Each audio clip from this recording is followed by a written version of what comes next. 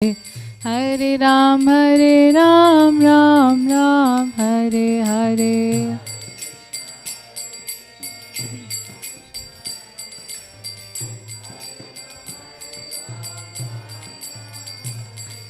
Jaya Radha Kala Chanji, Radhe Radhe Kala Chanji, Radhe Kala Chanji, Shri Radhe.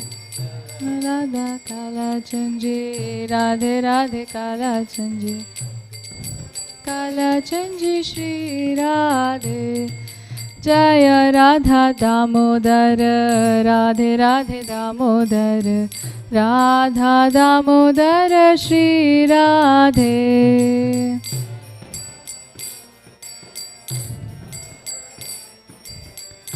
Radha Damodar, Shri Radhe. Jaya Prabhupada, Prabhupada, Prabhupada.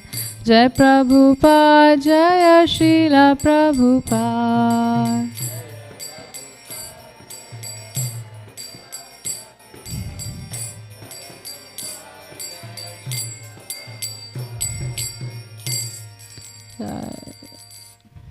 Shri Radha Kalachan ji ki jai. Srila Prabhupada ki jai. Om Namo Bhagavate Vasudevaya. Om Namo Bhagavate Vasudevaya. Om Namo Bhagavate Vasudevaya.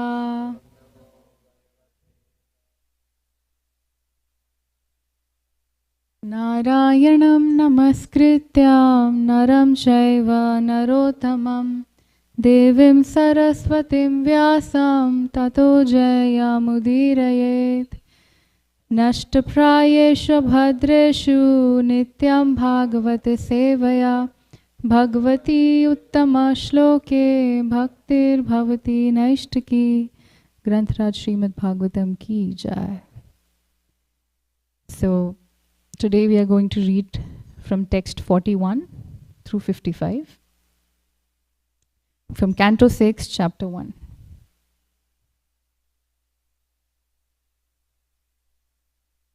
We'll be a little quick with the translations. There are several texts that we are going to read. 41. The supreme cause of all causes, Narayan, is situated in his own abode in the spiritual world. But nevertheless, he controls the entire cosmic manifestation according to the three modes of material nature, Sattvagun, Rajagun, and Tamagun. In this way, all living entities are awarded different qualities, different names such as Brahman, Kshatriya, and Vaishya, different duties according to the Varnashram institution in different forms. Thus, Narayan is the cause of the entire cosmic manifestation.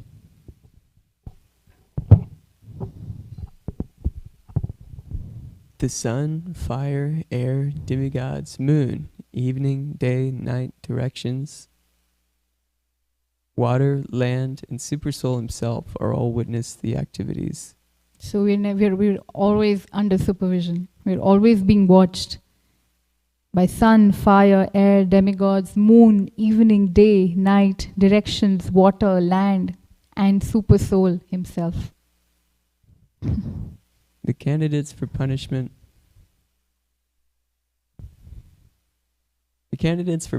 are those who are confirmed by these many witnesses to have deviated from their prescribed regulative duties. Everyone engaged in fruitive activities is suitable to be subjected to punishment according to his sinful acts.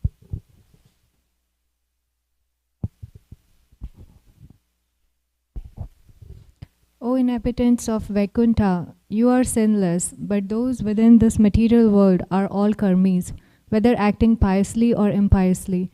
Both kinds of action are possible for them because they are contaminated by the three modes of nature and must act accordingly. One who has accepted a material body cannot be inactive, and sinful action is inevitable for one acting under the modes of material nature. Therefore, all the living entities within this material world are punishable.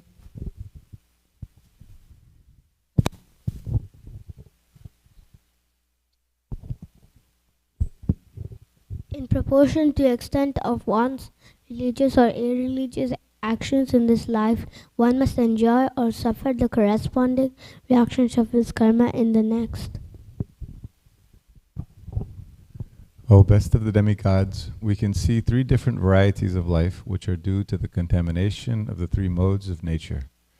The living entities are thus known as peaceful, restless, and foolish, as happy, unhappy, or in between, or as religious, irreligious, and semi-religious. We can deduce that in the next life, these three kinds of material nature will similarly act.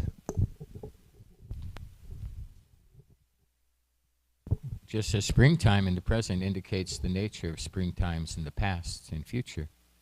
So this life of happiness, distress, or a mixture of both gives evidence concerning the religious and irreligious activities of one's past and future lives.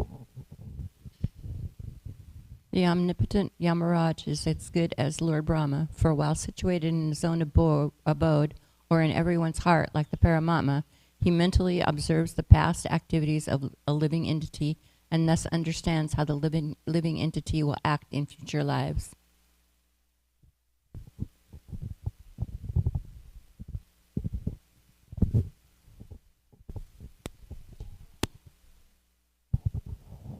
As the sleeping person acts according to the body manifested in his dreams and accepts it to be himself, so one identifies with this present body which he acquired because of his past religious or irreligious actions, and is unable to know his past or future lives.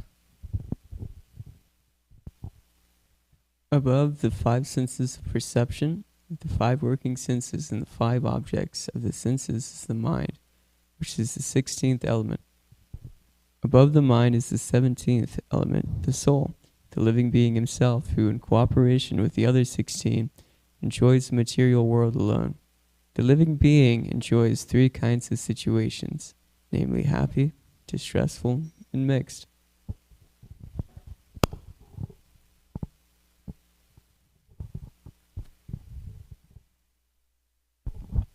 The subtle body is endowed with 16 parts. The 5 knowledge-acquiring senses, the 5 working senses, the 5 objects of sense gratification, and the mind. This subtle body is an effect of the 3 modes of material nature. It is composed of insurmountably strong desires, and therefore it causes the living entity to transmigrate from one body to another in human life, animal life, and life as a demigod.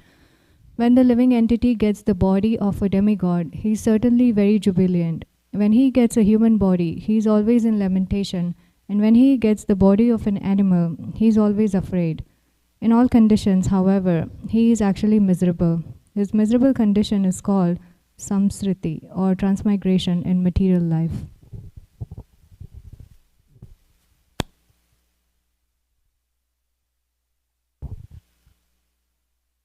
The foolish, embodied living entity, inept at controlling his senses and mind, is forced to act according to the influence of the modes of material nature, against his desires.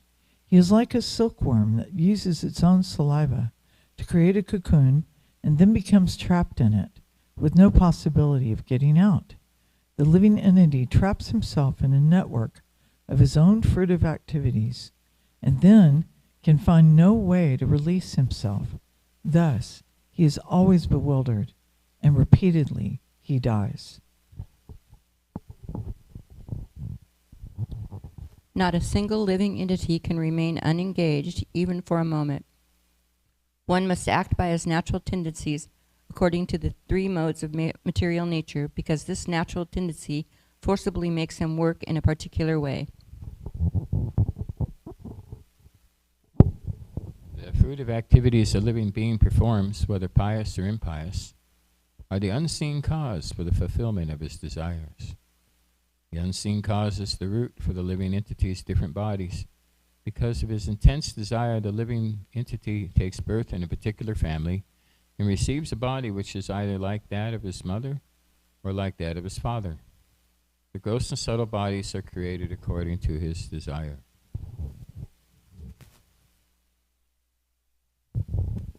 Since the living entity is associated with material nature, he is in an awkward position, but if in the human form of life, He is taught how to associate with the Supreme Personality of Godhead or his devotee. This position can be overcome. Haribol. So we'll come to text 49. That's the text for today.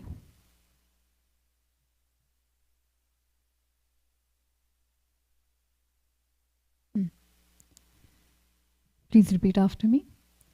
Yathagnas-tamasa yukta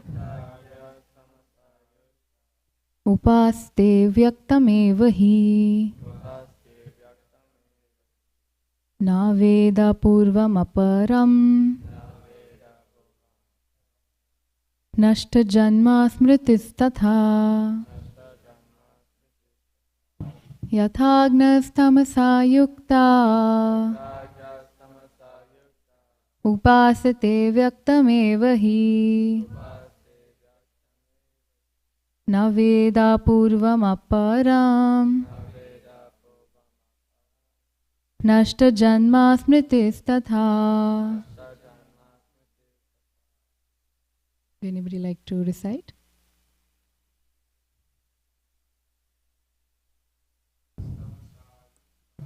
Yathagyastamasa yukta upaste vyaktameva hi na veda purvam aparam nashta janma smritis tatha. Yathagnas-tamasa yukta upaste vyaktameva hi na veda purvam aparam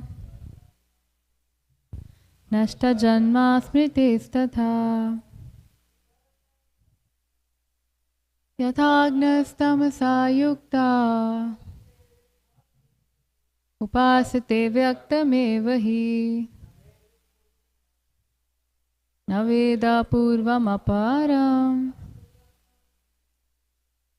nashta janma smritis tatha. Yathagnas-tamasa yukta upaste vyaktameva hi na veda purvam aparam nashta janma smritis tatha. Translation and purport by A.C. Bhaktivedanta Swami Srila Prabhupada ki jai. Word to word translation. Yatha, just as, we can recite together. Yatha, just as, Agna, an ignorant living being, Tamasa, in sleep, Yuktaha, engaged, Upasate, acts according to, Vyaktam, a body manifested in a dream, Eva, certainly, he, indeed, Na Veda, does not know, Purvam, the past body, Aparam, the next body, Nashta, lost, Janma Smritihi, the remembrance of birth, Tatha, similarly. Translation. As a sleeping person acts according to the body manifested in his dreams and accepts it to be himself, so one identifies with his present body, which he acquired because of his past religious or irreligious actions and is unable to know his past or future lives. Purport. A man engages in sinful activities because he does not know what he did in his past life to get his present materially conditioned body, which is subjected to the threefold miseries, as stated by Rishabhdev in Srimad Bhagavatam. Nunam pramataha kurute vikarma. A human being who is mad after sense gratification does not hesitate to act sinfully. Yad indriya pritaya apranoti. He performs sinful actions simply for sense gratification. Na sadhu manye. This is not good. Yata atmano ayam asanapi kleshada asa dehaha. Because of such sinful actions, one receives another body in which to suffer as he is suffering in his present body because of his past sinful activities. It should be understood that a person who does not have Vedic knowledge always acts in ignorance of what he has done in the past, of what he is doing at the present, and how he will suffer in the future. He is completely in darkness. Therefore, the Vedic injunction is tamasima, don't remain in darkness. Jyotirgama, try to go to the light. The light or illumination is Vedic knowledge, which one can understand when he is elevated to the mode of goodness, or when he transcends the mode of goodness by engaging in devotional service to the spiritual master and the Supreme Lord. This is described in the Shvetashvatar Upanishad 6.23. Yasya deve para bhaktir yatha deve tatha guru tasya te kathita hi arthaha prakashante mahatmanaha. Unto those great souls who have implicit faith in both the Lord and the spiritual master, all the imports of Vedic knowledge are automatically revealed. The Vedas enjoin tad vijnanartham sa gurum eva bhi gachet. One must approach a spiritual master who has full knowledge of the Vedas and be faithfully directed by him in order to become a devotee of the Lord. Then the knowledge of the Vedas will be revealed. When the Vedic knowledge is revealed, one need no longer remain in the darkness of material nature. According to his association with the material modes of nature, goodness, passion, and ignorance, a living entity gets a particular type of body. The example of one who associates with the mode of goodness is a qualified Brahmana. Such a Brahman knows past, present, and future because he consults the Vedic literature and sees through the eyes of Shastra Chakshu. He can understand what his past life was, why he is in the present body, and how he can obtain liberation from the clutches of Maya and not accept another material body. This is all possible when one is situated in the mode of goodness.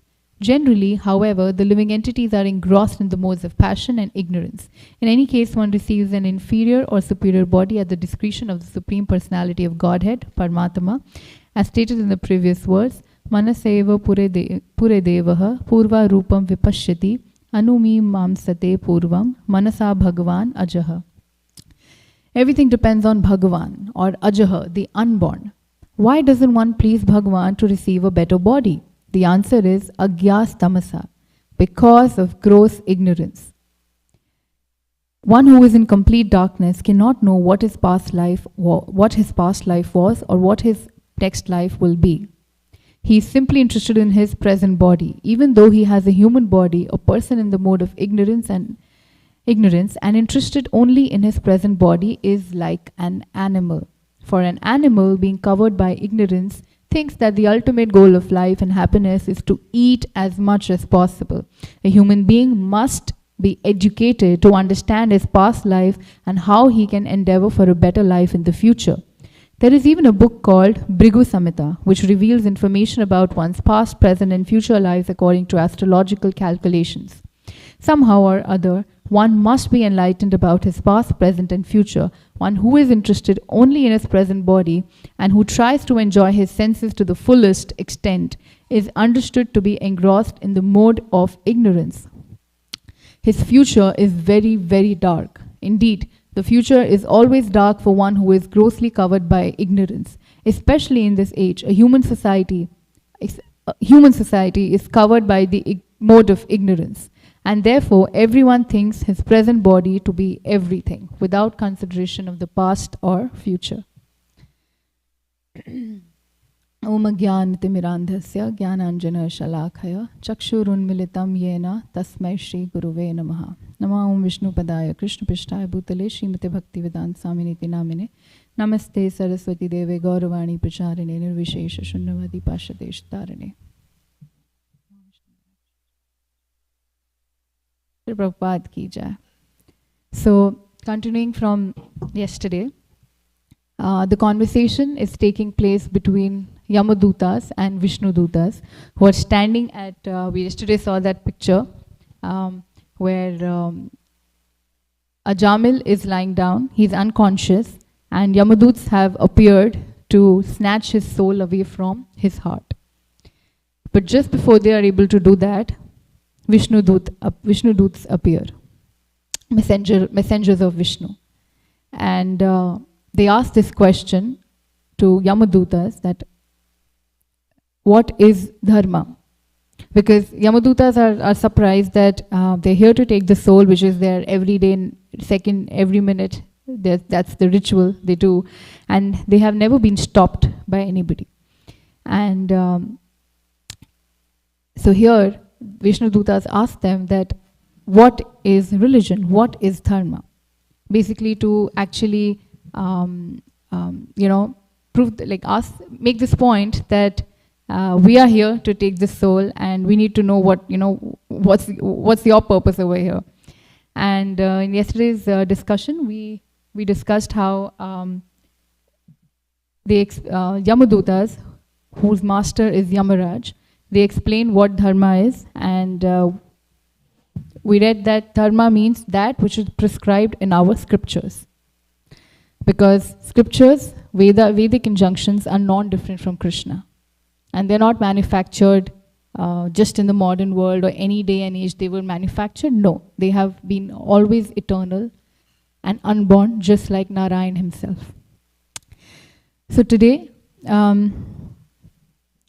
it's so nice that Srila Prabhupada always reminds us of the basics that why are we here?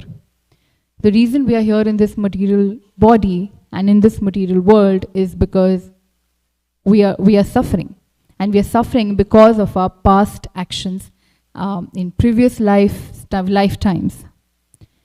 And even if we atone the reactions of even if we atone to escape the sinful reactions due to our past sinful actions, it's not a solution, because we still have the propensity to commit sins again and again.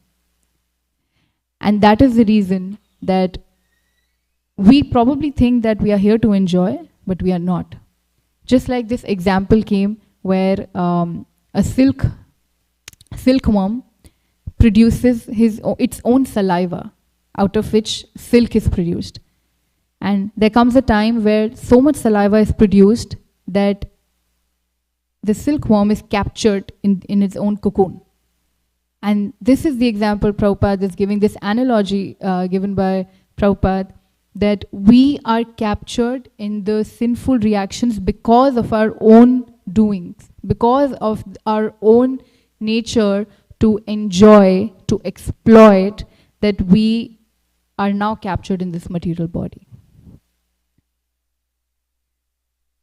So there's one particular verse that came, which was quite interesting, that a conditioned soul can think that I can do anything stealthily, nobody is watching, especially when we are alone. We think that, okay, let me do this, nobody is watching me right now. But it says that the sun, the fire, the air, sky, demigods, directions, evening, day, night, and especially the super soul is always watching us. Anything we do, there is no action that goes unrecorded, because Krishna is sitting in our heart.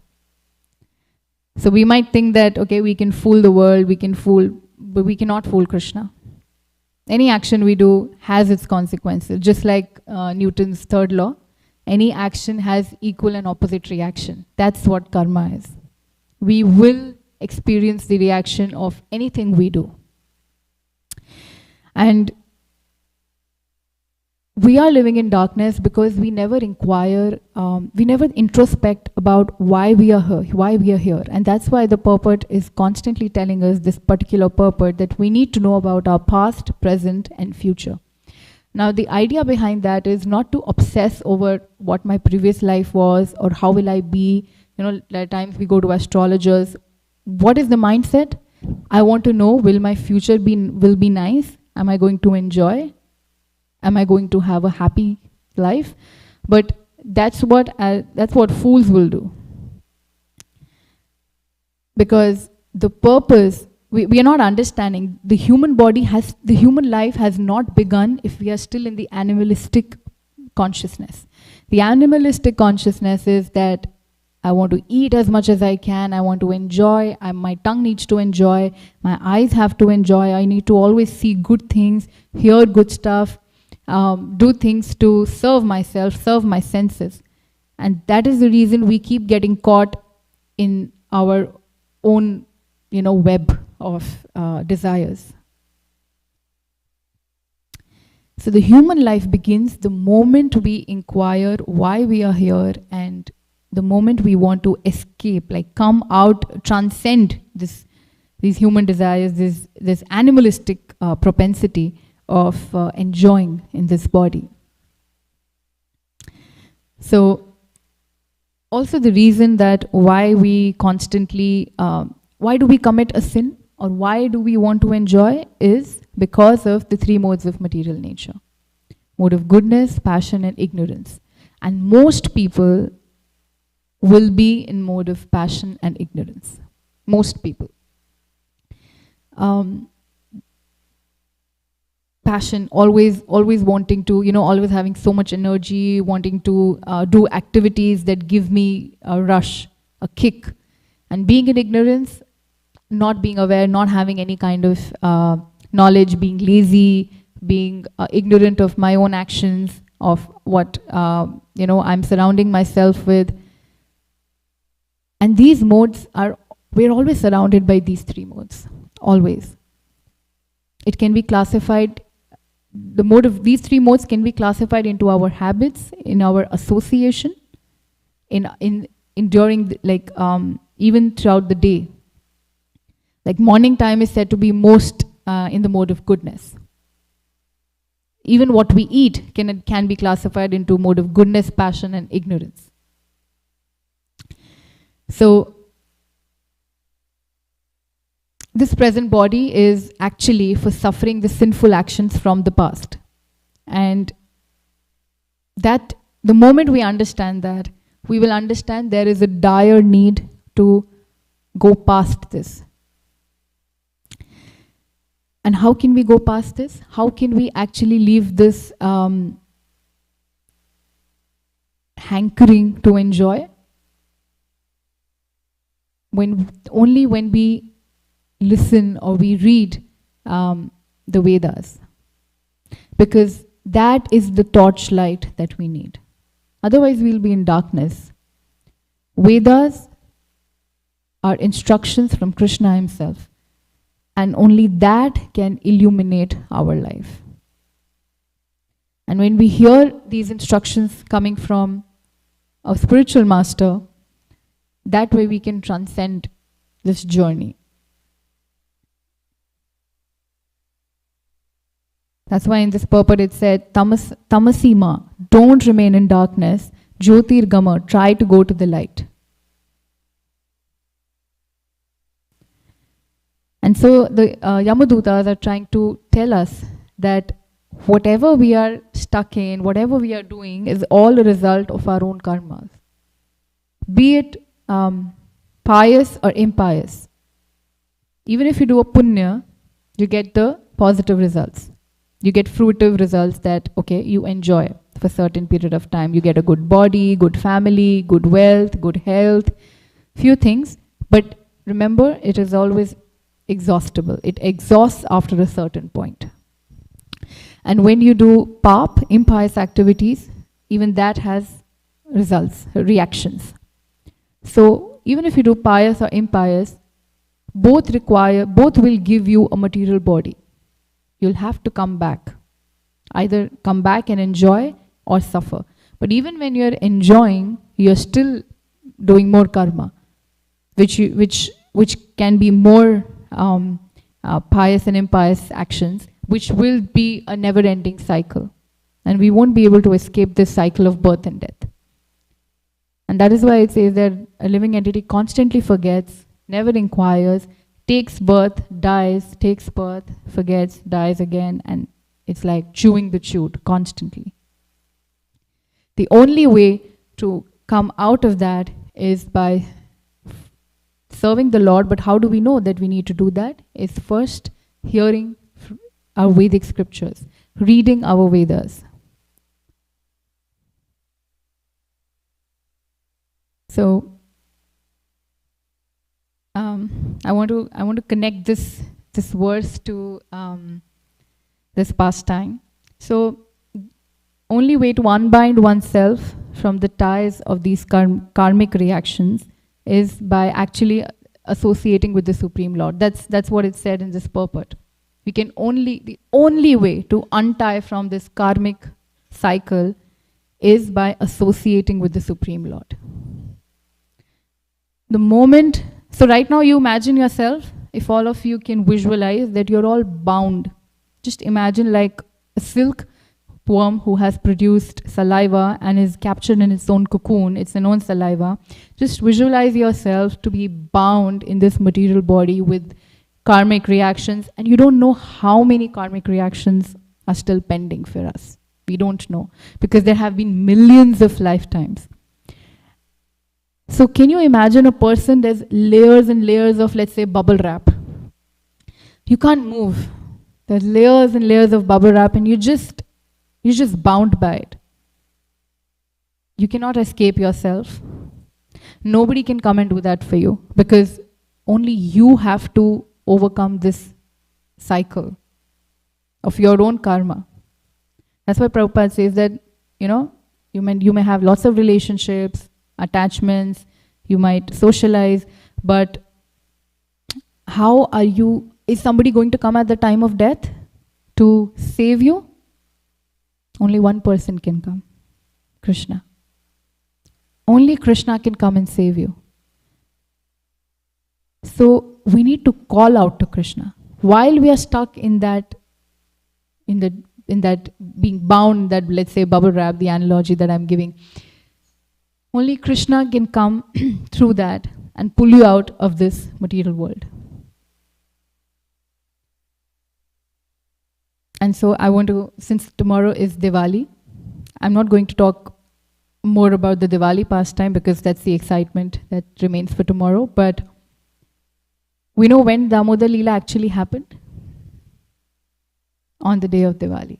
So tomorrow is the day when Yashoda Maya will again bind Krishna. So I just wanted to little bit brush on the pastime again.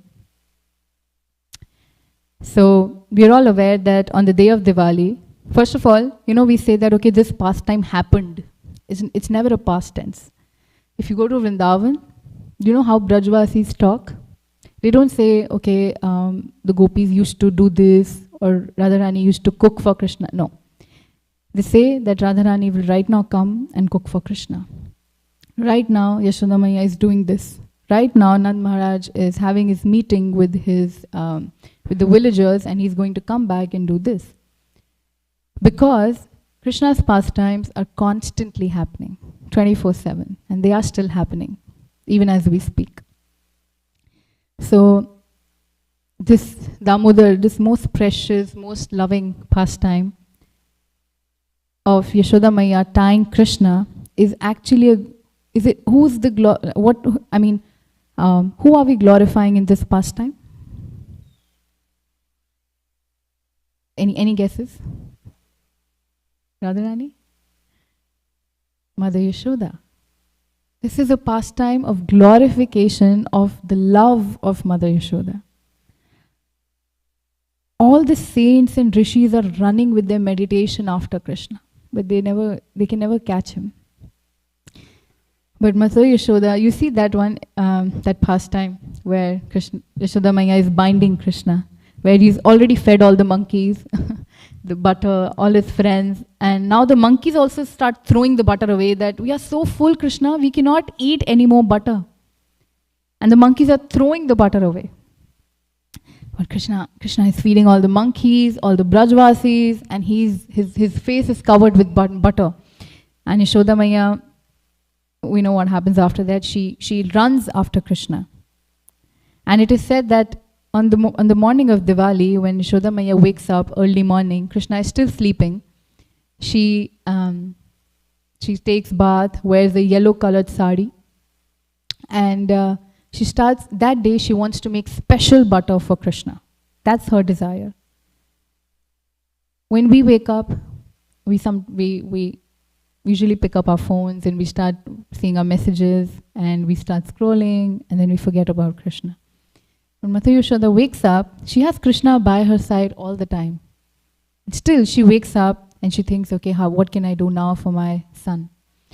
And today, what she does, she goes and milks this, she takes the milk of the special cows, the Padmagandha cows, which has the special milk, which is very flavorful and very fragrant. These are the special cows out of the 9 lakh and a lot of cows that Nand Maharaj has. I think these are special 8 cows. So she wants to make the special butter because she's tired of hearing the complaints that Krishna steals butter from other gopis' houses. And I want to make special butter for him today because I don't want him to go out and eat, but here at home. And Krishna wakes up and he sees that his mother is not by his side, and he starts crying. He starts crying, calling out to Mother Yashoda, and Yashoda Maiya comes and picks Krishna. And she goes back to churn the butter again, but Krishna comes and rightfully sits on her lap, because Yashoda Maiya's lap is Krishna's property. Krishna comes and sits there, and he is hungry, not just for the milk, but for the love of his mother. And he starts drinking the milk. Mother Yashoda starts feeding to Krishna, and that exchange, our acharyas explain, that exchange when Yashoda Maiya is looking at Krishna and baby Krishna is looking at Maiya, the love gets sweeter and sweeter. We can't imagine, I mean, the love we still can't comprehend. It's inconceivable, it's so much pure, but it grows to be sweeter and more loving. And suddenly what happens, we know. The milk on the stove starts boiling. And Yashoda Maiya gets distracted and she runs, puts Krishna away and runs to take care of the boiling milk. And that also our acharyas explain that the boiling milk had the anxiety that if Krishna drinks Mother Yashoda's milk, how will we get the opportunity to serve Krishna? How will Krishna taste us? And so everybody has a mood to serve there right now. But Krishna gets so angry. How can my mother put me aside while she's feeding me? And he starts crying. But this Krishna crying right now is the real crying. Previously, whenever Krishna has cried, has been, okay, like he's just rubbing his eyes to produce tears, you know, just how babies act to get attention. So he's rubbing his eyes so that he can pretend that he's crying. But this time, when he's actually crying, because he was hankering for the love of Mother Yashoda, he really starts crying. And he's on a mission now. He like throws everything aside, runs to break the pot of butter and doing his usual task. He starts to steal butter again in his own house now. And Mother Yashoda comes and she sees that, okay, this place was very clean and tidy when I left, and now Krishna is nowhere to be found. He's not there. And she follows the footsteps of Krishna with the butter and her footsteps, and she's following him, and she sees that Krishna is sitting and having butter. And she gets so angry now. And this is not a fake anger, but when mother gets angry, we know she wants to teach her child a lesson. So she picks up a stick, but Yashoda Maiya never has an intention to beat Krishna. But she picks up a stick and runs after Krishna. It is explained that so Yashoda Maiya is looking very beautiful this morning. She's wearing that yellow sari and she has malati flowers on her hair. And at this point, when she's running after Krishna, Krishna is looking back. We see, right, in some images that Krishna has kajal and he's looking back and he's like, his eyes are really, like he's petrified. He's scared that today Mother Yashoda is not going to spare him. And she has a stick in her hand today. Krishna has never seen this avatar. And he runs. And Yashoda Maiya is running after Krishna. And she has malti flowers on her hair. And some of the malti flowers intentionally fall down because they're thinking, oh, she's running after Krishna to beat him. Okay, we don't want to beat Krishna. So they separate from Yashoda Maiya. But there are some malti flowers who fall down because they think, oh, Mother Yashoda is trying to catch Krishna and we are probably increasing the weight on her head. We might slow her down. So let's just fall down from her head so that she can continue to nicely do her service of catching Krishna. And some of the flowers fall down from the head because they feel Mother Yashoda is such an exalted devotee and we don't deserve to sit on her forehead. So Yashoda Maiya is running after Krishna, and finally after so much running around, she finally catches Krishna. Only by the will of Krishna. Krishna sees that Mother Yashoda is trying so hard and he surrenders to her will. And she's trying to then take ropes and ropes, gets all the ropes in the house, and all the gopis get ropes for her, but she's not able to tie Krishna. It's always 2 fingers short. 2 fingers that represent endeavor and mercy. And Krishna sees that she's trying so hard, and finally she sees Yashoda Maya sweating, and she's just, just trying so much to bind Krishna, and then Krishna allows that. He sees the love that his mother has for her, and he surrenders to her will. Now you just think about this point. In all the lectures, we are told that we need to surrender to the will of Krishna, because Krishna has the best plans for us, and we need to surrender unto him. But here, Krishna is surrendering to the will of his pure devotee. He's going according to Mother Yashoda's plan. He didn't want to be tied, but he allowed that because that was Mother Yashoda's will. And he let that happen. And then we see that Mother Yashoda ties Krishna, and she goes back to, she ties to the wooden grinding mortar, Ukhal. If we go to Gokul, we will see that wooden mortar, that Ukhal, is still there. It's so nice. If anybody goes in Damodar month, or just whenever you can go and offer your lamp to that Ukhal, where Krishna was really tied with the dam, with the rope of love. So after Krishna is tied, Mother Yashoda goes back to work, and Balaram comes. And he's so angry to see his brother tied. He's like, who did this to you? I am Balaram, I am Anantashesh, I am Sankarshan. I can just tell me who did this to you, Krishna. And he said, Mother Yashoda. And Balaram, who was like a tiger, he became like a cat, and he's like, oh, okay, Mother Yashoda. Because they love Mother Yashoda so much. They respect her so much. But Balaram still goes to Mother Yashoda to politely ask, Maya, why did you tie Krishna? And so Mother Yashoda says he's become so naughty, and he needs to learn his lessons. And then somehow Balaram tries to say that, you know who I am? I am Lakshman. I was Anantashesh. And Krishna was Narsingha avatar, Ram. So, your son is the Supreme Personality of Godhead. So, give some respect. He's Narayan himself. And then he goes to glorify himself. I am Lakshman, I was this, that.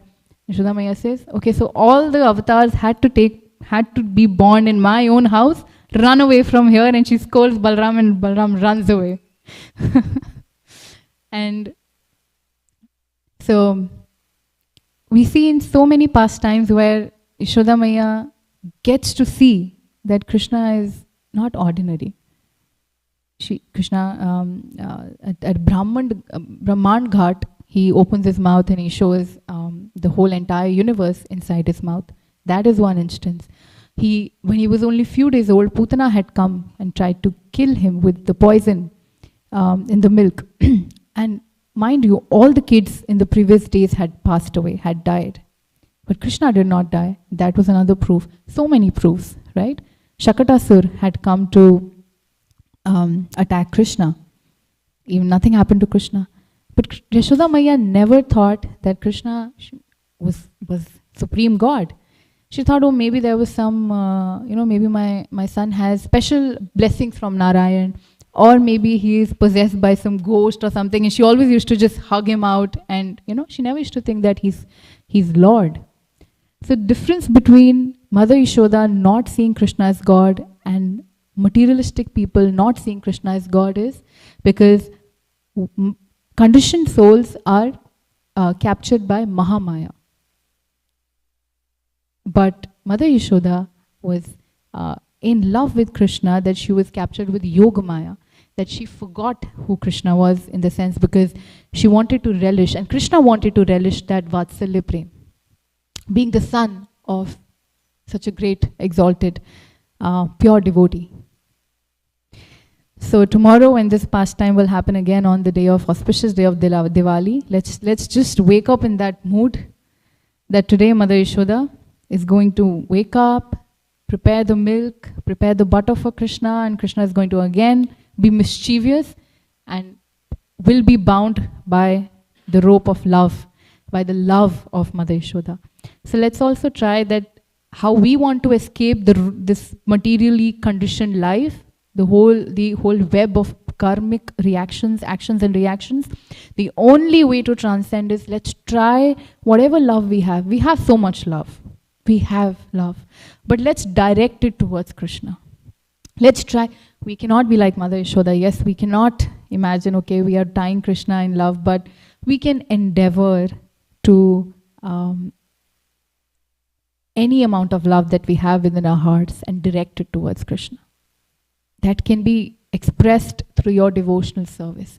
That's the only way how you can associate with Krishna, is following the Vedic injunctions, and the most important injunction, the most important instruction of the Vedas is to serve the Supreme Lord. Because that's what we can do. That's our nature, to serve.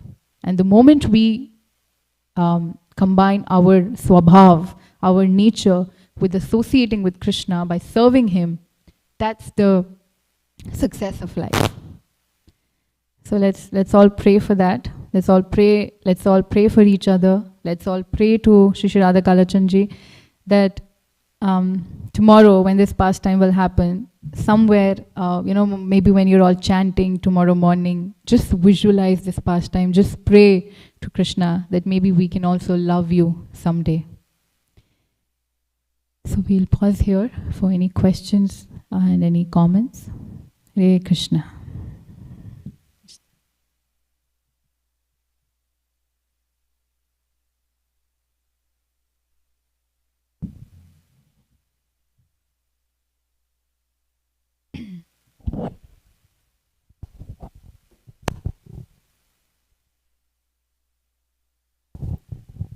Vrinda, Sevika, thank you so much for beautiful class glorifying Mother Yashoda, Supreme Mother.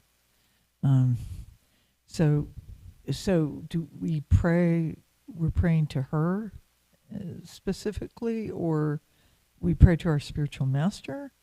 Because we can't really approach the Godhead without going through the Guru. Do you have any comments on that? Or? Yes, that's a beautiful point. Thank you. Yes, we need to pray through our spiritual master. Yes, we need to always pray to our spiritual master. In fact, whenever we begin any service, we always remember our spiritual master, because it's them actually doing that service and we are only assisting them. So yes, we should pray to our spiritual master, and definitely to Mother Yashoda, because when we pray to the devotees of Krishna, they have that love, right?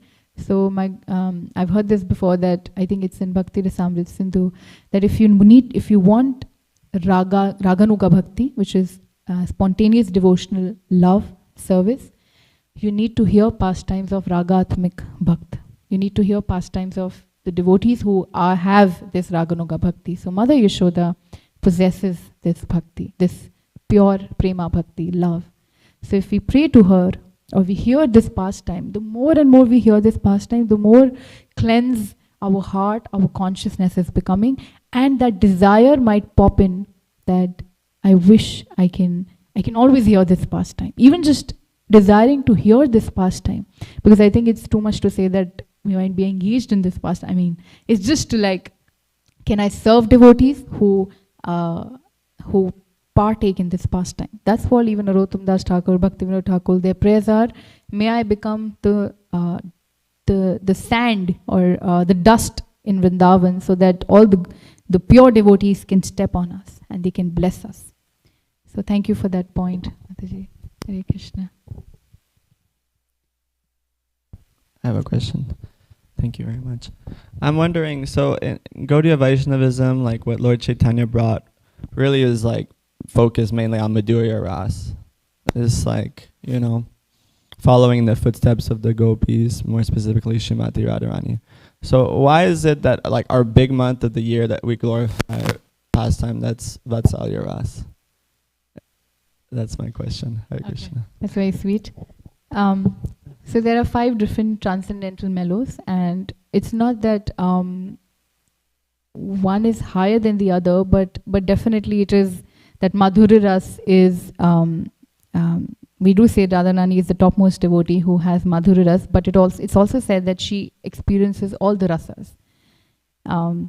She's serving Krishna even in Shantras, even as a Vatsalya Prem, because a lover will take care of you even as a, will take care of you like a mother. And she's also a friend to Krishna, so she serves Krishna in all the ways. But we are glorifying this Vatsalya Prem. Firstly, this actually happened, this Yashoda Damodar pastime has previously happened between Radharani and Krishna also. And Krishna didn't want to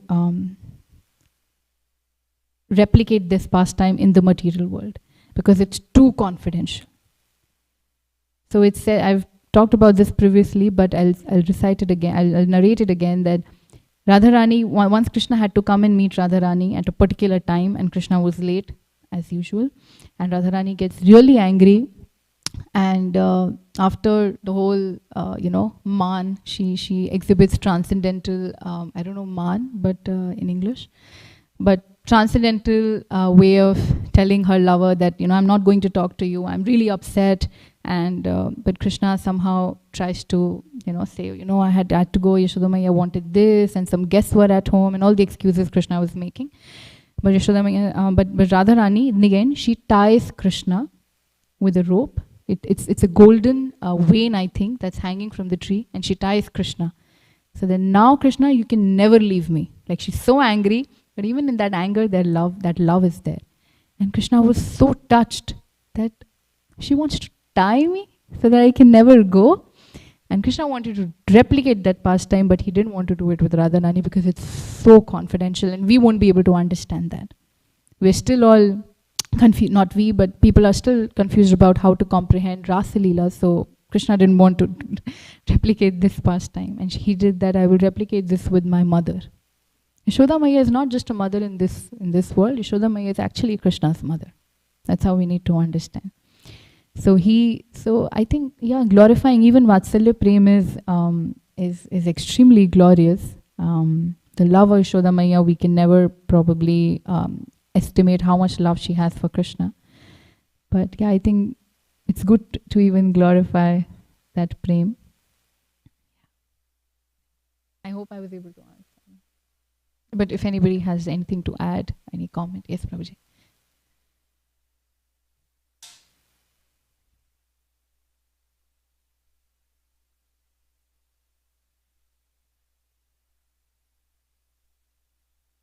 I think, in my understanding, all the rasas are included in the spiritual world, in Goloka Vrindavan. It's not that there is just one rasa. Yeah. Predominantly, yes, in Goloka Vrindavan, but in our movements, specifically talking about our movement, as we can see, Prabhupada never trained us, to be trained in that particular rasa. We are not endeavoring, we are not striving for it. When we get initiation, we are awarded a title Das. So there is Dasya Ras. And he also said, when we go on the altar, our deity worship is, we worship Radha Krishna, but it should be in the mood of worshipping Lakshmi Narayan. So all the rasas are included, and specifically we are here to train ourselves in Dasya Ras mainly, and then rest will follow. They'll be awarded as per our constitutional position. So it is up to Krishna. But it is just like when we offer Rajbhog plate, right? There are 56 bhog, right? 56 items. So Krishna is a Ras Raj. So all the rasas, they give pleasure to him. So it is not that one rasa is higher, one rasa is lower. Yes, there is, technically speaking, yes, but we don't just simply focus. Otherwise, everybody would be dressed as gopis, and that is Sajyasm. We don't want to get into all that. That's my understanding. Thank you for that, Prabhuji, in-depth explanation. Yeah, even in Golok Vrindavan, the central part, if you see that universe chart, I think Golok Dham is also in a shape of a flower, lotus, and it's only in the very so its outskirts are covered with lots of devotees in different rasas, and then comes Yashoda Maya, Nand Maharaj, and the more intimate and central it goes, in the very center is the Nikunjas, where Nikunj, where the Madhura Ras is happening. Even some of the gopis cannot go there where Radha Krishna are. So it's extremely confidential. But again, not to say that, I wanted to say the same thing, that you cannot differentiate, but also we know Madhura Ras is the topmost, but we are not the ones to choose, okay, I want this or that. At some it's our bhav is dasya bhav, to serve, and we will that bhav will be revealed to us, whatever our nature to serve is. And one more thing I wanted to add, the pastime that the Radharani ties Krishna with the golden vein, that same rope appears when Yashoda Maya is wanting to tie Krishna, and the last rope that she actually uses to tie Krishna, to bind Krishna, is this rope that transcendently appears, that Radharani also sends her mercy. So I think Rupa Goswami or one of the acharyas had written this, that that rope Yashoda Maya uses the same Radharani had used to tie Krishna. So we need the mercy of Radharani also. Childhood pastimes? Vatsalya Prem. Yeah. Yes.